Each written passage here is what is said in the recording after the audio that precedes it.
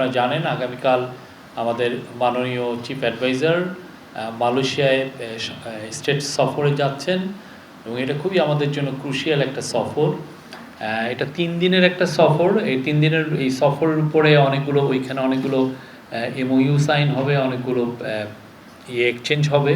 তো এটার উপরে আমাদের যিনি ফরেন মিনিস্ট্রির ডিজি পাবলিক ডিপ্লোমেসি উইং আছেন উনি কথা বলবেন। তো তার আগে আমি একটু হালকা এ বিষয়ে বলে নিচ্ছি, সেটা হচ্ছে যে সেখানে যাওয়ার পরে আমাদের মূল যে ইয়েটা হচ্ছে যে মালয়েশিয়ার সাথে আমাদের সম্পর্কটা আরও গভীরতর আমরা করতে চাচ্ছি।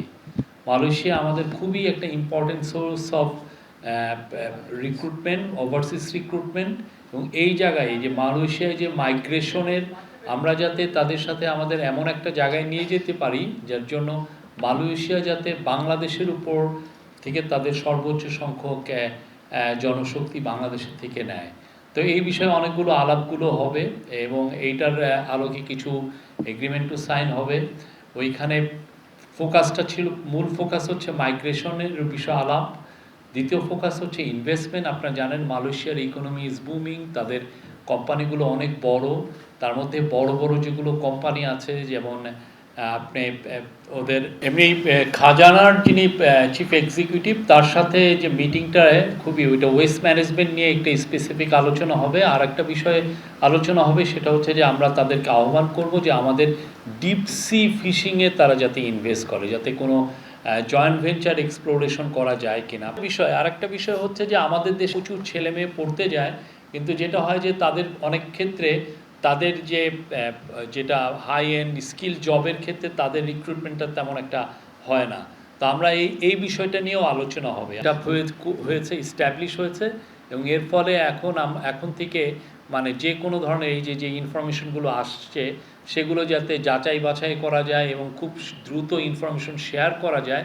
দণ্ডপ্রাপ্ত আসামি আমরা বলছি তো মালয়েশিয়ার সাথে আমাদের এবার খুব অনেক গভীর আলোচনা হবে, অনেক বিষয়ে আলোচনা হবে, এইটুকু আমরা বলতে পারি।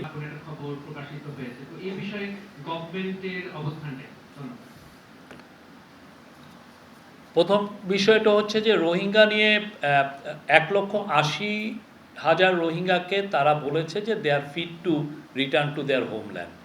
এই জায়গাটা ওরা আমাদেরকে যখন বিমস্টেক সম্মেলনটা হলো তখন মায়ানমারের যিনি ফরেন মিনিস্টার তিনি আমাদের ন্যাশনাল সিকিউরিটি অ্যাডভাইজারকে জানিয়েছেন। তো সেটা একটা খুবই ভালো সংবাদ, কিন্তু এখনও রোহিঙ্গারা ওইখানে যাওয়ার মতো অবস্থা হয়েছে কিনা সেটা আমরা এখনও শিওর না, বিকজ আপনি জানেন যে ওইখানে একটা সিভিল ওয়ার চলছে। আপনার আশাবাদটাকে আমি সালাম জানাই। Any other question? Thank you. Thank you.